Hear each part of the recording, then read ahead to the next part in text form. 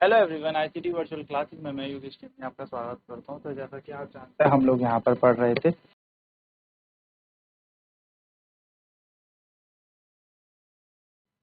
Series LCR circuit. LCR circuit में हम लोगों ने यहां पर क्या देखा है? सीरीज एलसीआर सर्किट में हम लोगों ने देखा है इम्पीडेंस, है ना। तो इम्पीडेंस जो होता है हमारे पास, जिसको हम क्या कहते हैं, इस सीरीज एलसीआर सर्किट का प्रतिरोध, कुल मिला के ये कितना प्रतिरोध, कितना हिंड्रेंस ऑफर कर रहा है करंट के डायरेक्शन में, वो निकाली जाती है under root XL minus XC का होल स्क्वायर प्लस आर का स्क्वायर, ऐसे निकाला जाता है। ठीक है। एंड अगर हम यहां से देखें, फेज एंगल कितना निकला? फेज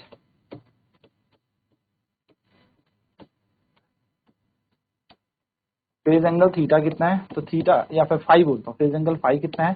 तो टेन फाई की वैल्यू यहाँ पर आती है हमारे पास एक्सएल माइनस एक्सी अपॉन में आर, या हम कह सकते हैं tan phi is equals to omega L minus one upon omega C upon में, यह हमारे पास यहाँ पर टेन फाई। तो टेन फाई की वैल्यू हमारे पास आ गई। चलिए अब जरा ध्यान से मेरी बात समझिएगा। टेन फाई बराबर क्या आ गया बच्चों? ये आ गया ओमेगा का L minus one upon omega का सी बटे में आर। ठीक है। अगर मैं यहां पर आपसे कहूं कि omega L minus one upon omega C आ रहा है, इफ अ सर्किट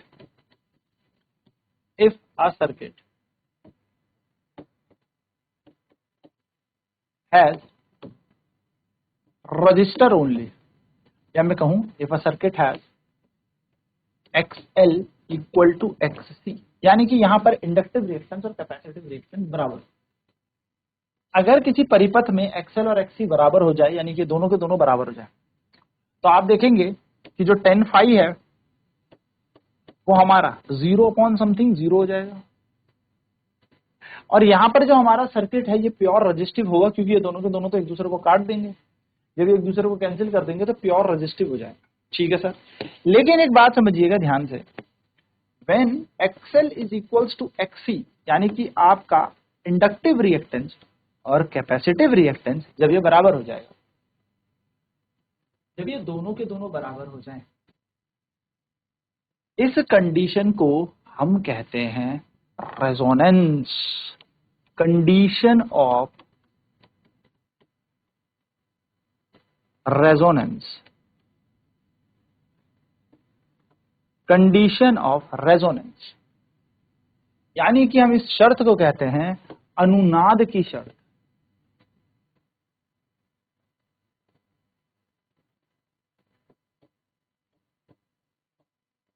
अनुनाद की शर्त, ये जो शर्त बनी है अनुनाद की बनी है सर, ये रेजोनेंस की कंडीशन बनी है। और रेजोनेंस की कंडीशन में बच्चों क्या होता है? ओमेगा एल बराबर वन अपॉन ओमेगा सी बराबर हो जाएगा। हाँ सर, क्योंकि एक्सएल की वैल्यू तो ओमेगा एल है और एक्ससी की वैल्यू ओमेगा सी है, वन अपॉन ओमेगा। अगर आप यहां से देखेंगे, ओमेगा और ओमेगा आपस में मल्टीप्लाई होगा एंड यहां पर बन जाएगा ओमेगा का स्क्वायर। और यहां अगर मैं इस एल को नीचे भेज दूं तो बच्चों यहाँ पे एलसी हो जाएगा। सिंपल सी बात है, मैंने ओमेगा और ओमेगा को साथ ले लिया और ये एल यहां से नीचे भेज दिया। ओमेगा का square equal to L C, और ओमेगा की वैल्यू आ जाएगी अंडर रूट वन अपॉन में एल सी, बन गई। ये हमारे पास ओमेगा का मान आ गया। आप बहुत अच्छे से जानते हैं कि जब भी वन रूट के अंदर होता है तो बाहर आके one upon under root L C हो जाएगा। एंड हम सभी जानते हैं जो ओमेगा होता है वो होता है टू पाई एफ के बराबर, है ना।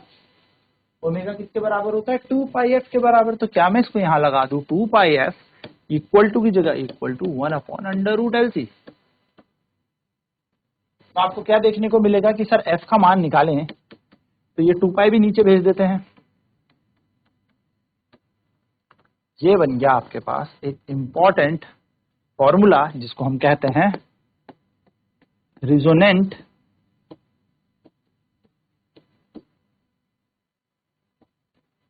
फ्रीक्वेंसी। क्या कह सकते हैं हम इसको? Resonant frequency. तो F equal to one upon two pi under root L. ये हमारे पास रेजोनेंट फ्रीक्वेंसी होती है। तो क्या होती है रेजोनेंट फ्रीक्वेंसी? रेजोनेंट फ्रीक्वेंसी होती है F=1/2π√L इतना हर्ट्ज। सो अगर आपसे कभी कंडीशन ऑफ रेजोनेंस पूछ ले तो you should know about XL बराबर होता है एक्ससी, ये दोनों के दोनों बराबर होंगे, एक्सएल और एक्ससी बराबर होंगे। एक्ससी की वैल्यू जो होती है ओमेगा एल, सॉरी एक्सएल की वैल्यू होती है ओमेगा एल एंड एक्ससी की वैल्यू होती है 1/ओमेगा सी।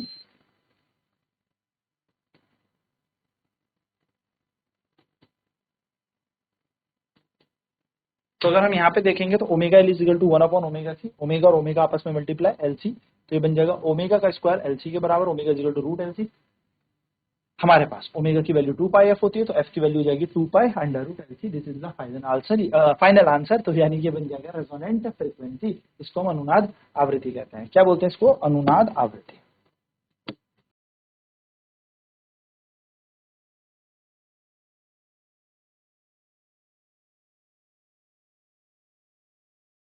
अनुनाद आवृत्ति हम इसको, ठीक है। चलिए ठीक है, तो ये बन गया रेजोनेंट फ्रीक्वेंसी। रेजोनेंस के केस में क्या होगा, ध्यान से सुनना। इन case of resonance,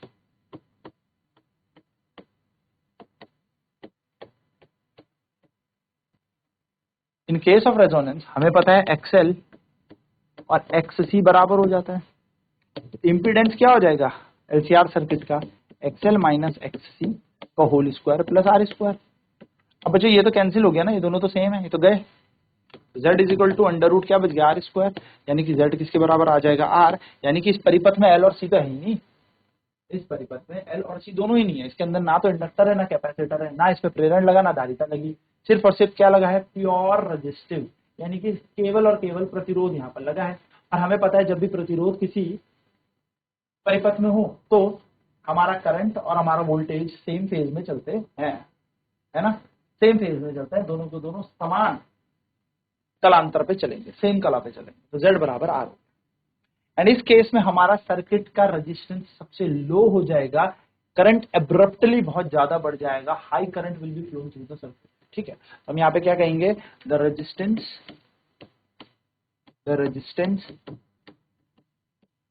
of the circuit will be minimum, या लीस्ट कह सकते हैं, लीस्ट सबसे कम, ठीक है। जो परिपथ है पूरे सर्किट का, पूरे परिपथ का प्रतिरोध न्यूनतम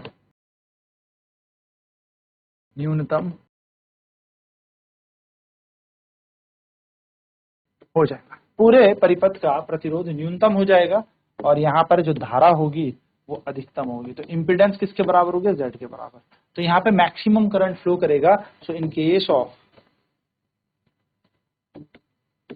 रेजोनेंस, यानी कि अनुनाद के समय पर या अनुनाद की जब शर्त लागू होगी, जब अनुनाद हो जाएगा, तो इन case of resonance the current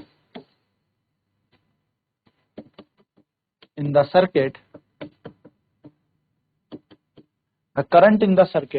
is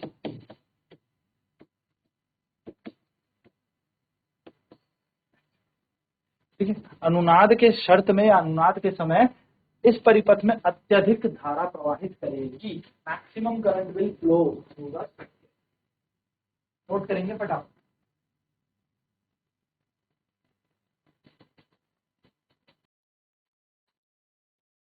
F बराबर आता है 1/2π√LC। केस ऑफ रेजोनेंस में हमें पता है एक्सएल और एक्ससी बराबर होता है।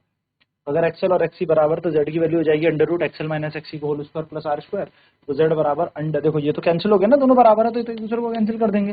तो जब ये दोनों के दोनों इक्वल हैं, यानी कि अनुनाद है, अनुनाद की शर्त चल रही है, तो अनुनाद के केस में दोनों के दोनों समान है। और जब ये दोनों समान है, ये दोनों के दोनों बराबर है, एक दूसरे को काट देंगे तो आर का स्क्वायर बचेगा, जो कि Z बराबर आर आ जाएगा। तो ये हमारा फाइनल आंसर आ जाएगा।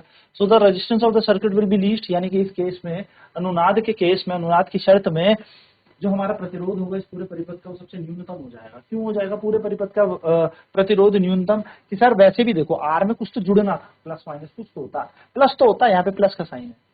अब ये इसकी वैल्यू अगर 0.001 भी होती तो आर में ऐड होता ना, लेकिन यहाँ तो कट गए, जीरो आ गया। अब जीरो अगर आर में ऐड हो रहा है तो इसका मतलब आर का स्क्वायर बच रहा है और आर का स्क्वायर बाहर जाके आर आ रहा है, यानी कि अगर इसका मान 10 है और अगर इसमें कुछ जोड़ा जाए 0.1 भी जोड़ा जाए तो 10.1 आता है, यानी कि 10.1 अगर ऐड होके आ रहा है। तो ये तो जब कट जा रहे हैं दोनों के दोनों माइनस हो जा रहे हैं तो कुछ भी ऐड नहीं हो पा रहा, इसका मतलब इम्पीडेंस तो हमारा Z बराबर आर के ही समान हो रहा है। तो सिंपल सीधी सी बात है कि रेजिस्टेंस जो सर्किट का है वो सबसे न्यूनतम हो जाएगा, पूरे परिपथ का जो प्रतिरोध है वो सबसे न्यूनतम हो जाएगा, और शर्त है अनुनाद की कंडीशन में ये होता है। So in case of the frequency the current and the circuit, इस केस में अनुनाद की शर्त में जो धारा होगी वो अधिकतम हो जाएगी, यानी कि ऐसी शर्त में या अनुनाद की शर्त में परिपथ में धारा अधिकतम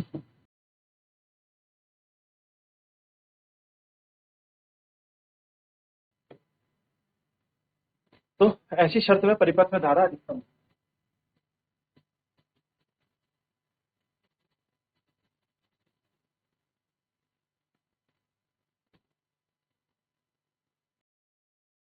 क्वेश्चन करते हैं। क्वेश्चन है, an inductor of 40 millihenry and a capacitor of 40 millifarad are connected in an LCR circuit, are connected across a resistor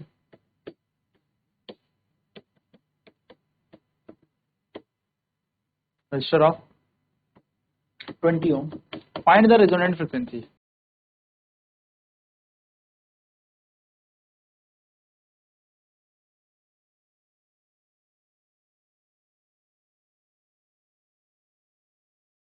ठीक है, तो एक 40 ओम का प्रेरण, एक 40 मिली हेनरी का प्रेरण और 40 मिली फैराड की धारिता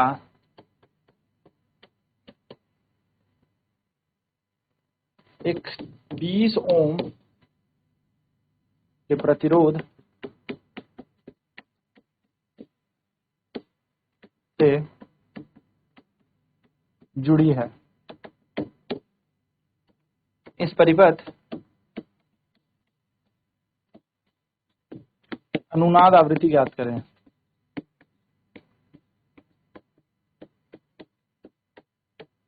तो एक 40 मिली हेनरी का प्रेरण और एक 40 मिली फैराड का धारिता आपस में 20 ओम के साथ प्रतिरोध से जुड़ी है। आपसे पूछा इस परिपथ की अनुनाद आवृत्ति ज्ञात करनी है। ठीक है, तो हमें रेजोनेंट फ्रीक्वेंसी निकाल। तो एक 40 मिली हेनरी का इंडक्टर हमारे पास है, तो हम यहाँ पर अगर इंडक्टर देखें, ठीक है, इंडक्टर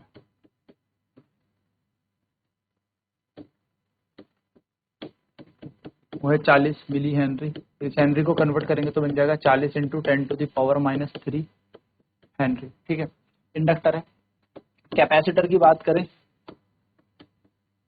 कैपेसिटर, तो कैपेसिटर है 40 मिली फैराड, यानी कि अगेन 40 इंटू 10⁻³ फैराड। हमसे पूछा है रेजोनेंट फ्रीक्वेंसी हमें निकालनी है।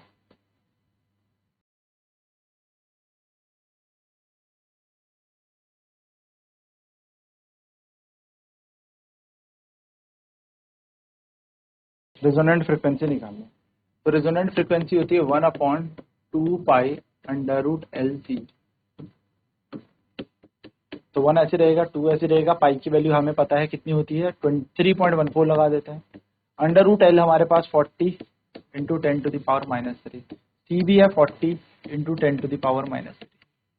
तो अगर हम f देखेंगे तो f की वैल्यू आ जाएगी हमारे पास 1/2 इंटू 3.14 √ 40 से 1 जाएगा -2, 40 से 1 जाएगा -2, तो ये बन जाएगा 4 गुणा 4 गुणा 10 की घात -4, -2 -4।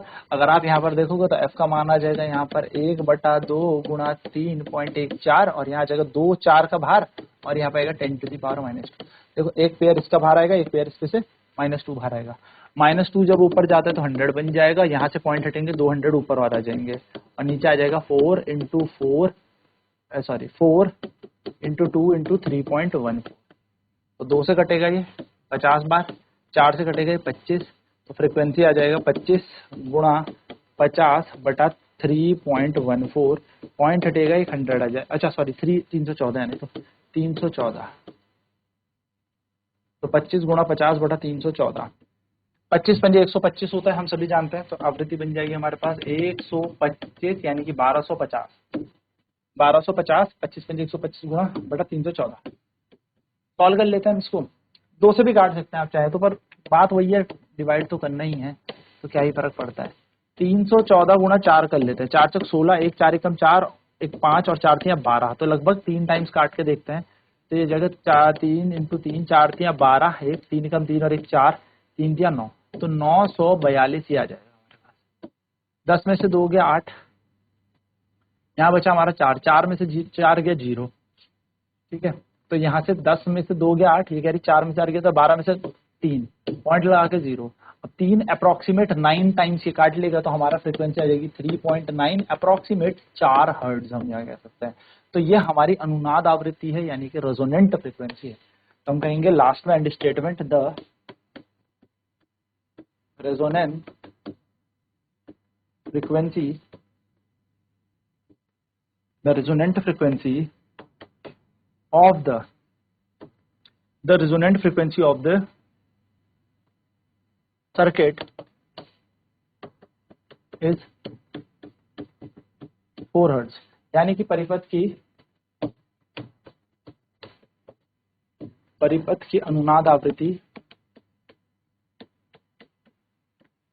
4 हर्ट्ज है। इस तरीके से आपको ये क्वेश्चन सॉल्व करना है। तो आई होप आपको ये कॉन्सेप्ट रेजोनेंस का समझ में आ गया। नेक्स्ट क्लास में बात करेंगे power of N AC circuit की। तो आज की क्लास में नहीं, ICT वर्चुअल क्लासेस में जुड़ने के लिए धन्यवाद आप सभी।